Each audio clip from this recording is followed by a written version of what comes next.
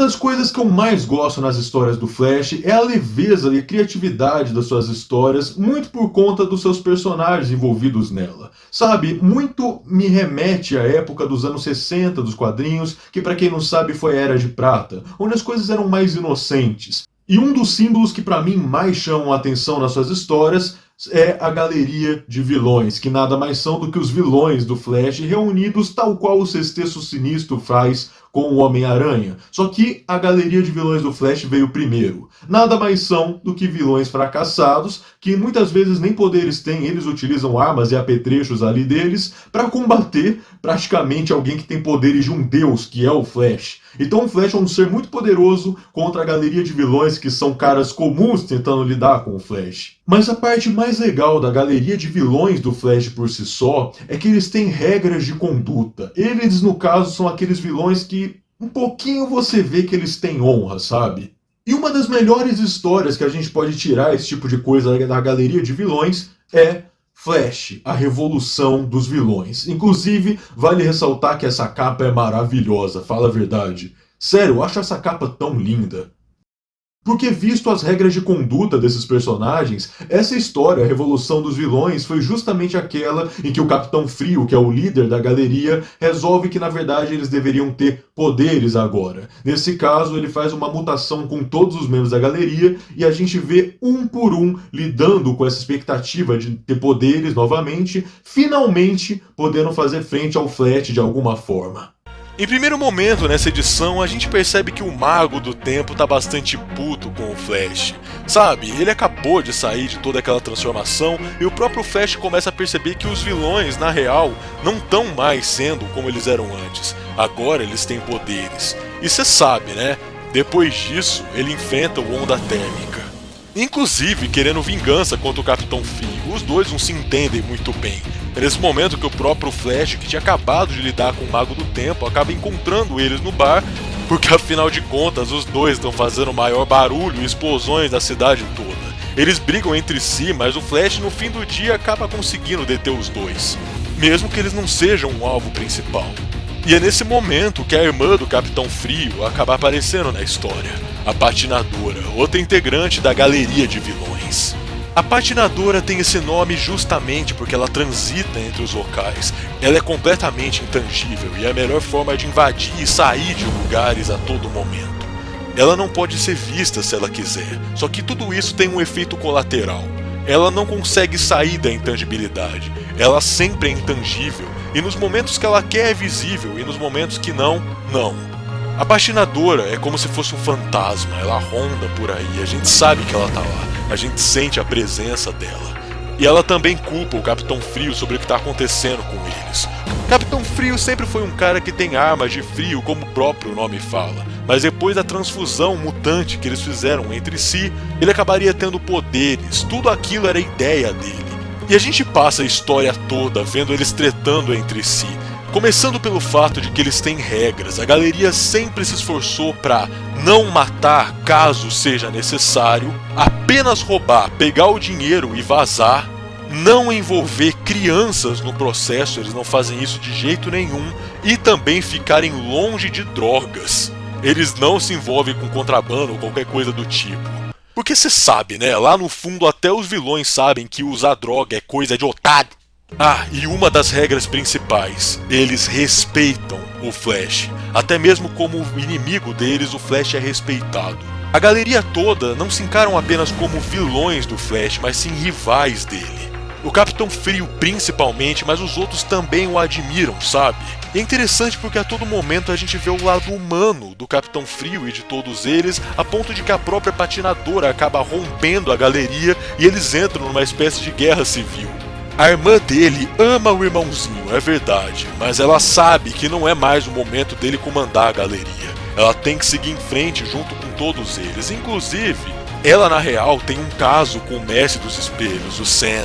A Patinadora, que se chama Lisa, os dois namoram e sabe, o Capitão Frio tem um ressentimentozinho com o Sam e eles acabam brigando o tempo todo, mas dessa vez é mais sério. Todo o arco da Revolução dos Vilões é muito legal porque foca justamente na galeria, no relacionamento entre eles e na ideia de que eles são vilões, sim, mas eles são vilões respeitáveis, sabe?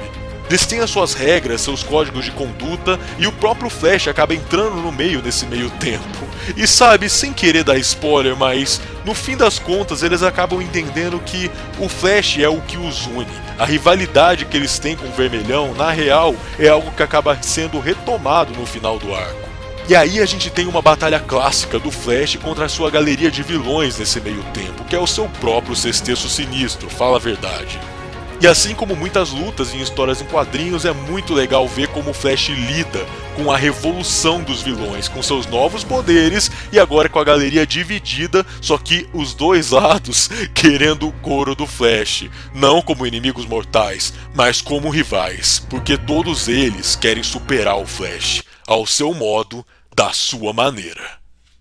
E eu bem disse que essa história é uma das melhores para conhecer melhor a galeria de vilões do Flash. É sério, é baratinho e acessível, você encontra por aí por R$20 usado em Mercado Livre ou por uns 30 e pouquinho na Amazon. É um arco curto, pequeno, bem legal de se ler e acaba demonstrando um lado mais humano de vilões que, de fato, têm a sua salvação. Sabe, uma das coisas que eu mais gosto no Flash é que ele derrota os seus inimigos, além de fisicamente, também moralmente. Porque lá no fundo, ele acredita que a galeria de vilões pode ser melhor. Ele vai atrás de cada um. Ele sabe da vida pessoal de cada um, tal qual nós vimos, por exemplo, em um dos episódios da Liga da Justiça Sem Limites, onde ele chega pro Trapaceiro, que é um dos personagens da galeria na época. E aí, James? Parou de tomar os remédios, não foi? Fico melhor sem eles. Só tomo mesmo quando estou deprê. Você sabe que não é assim que a banda toca. Você não tá legal. Eu estou bem, sim. Quer jogar uns dardos? Não. Olha só, James, você tá usando o traje de novo. Estou? Nem reparei. A parada é a seguinte, amigão. Me diz pra onde os caras foram que eu vou visitar você lá no hospital. E a gente joga dardos. Eu prometo. Está bem. Vão pegar você no Museu do Flash. Tão vendo? É só tratar com carinho. Vambora, vamos pro museu. Mas e o seu inimigo? E é.